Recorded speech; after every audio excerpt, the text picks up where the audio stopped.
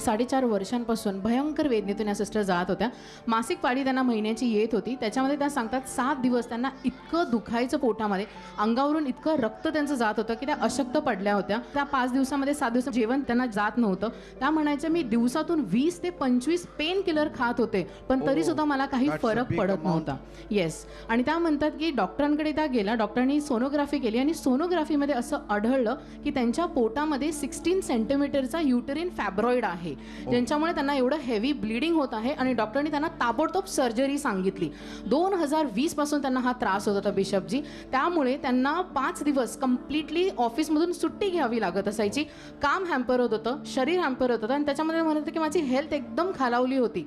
October महिन्यामध्ये एका सिस्टरने त्यांना आपल्या चर्चबद्दल सांगितलं आणि 1 नोव्हेंबर महिन्याची 1 तारीख आणि पहिला शनिवार त्या आपल्या चर्चमध्ये आल्या. शेवटच्या प्रार्थनेत तुमच्यासोबत त्या सहमत झाल्या आणि त्या सांगतात या नोव्हेंबर महिन्याची मासिक पाळी त्यांना येऊन गेली, त्यांना कळलं सुद्धा नाही. एक पेन किलर त्यांनी खाल्लेली नाहीये. प्रभूने त्यांना आरोग्य दिलेलं आहे.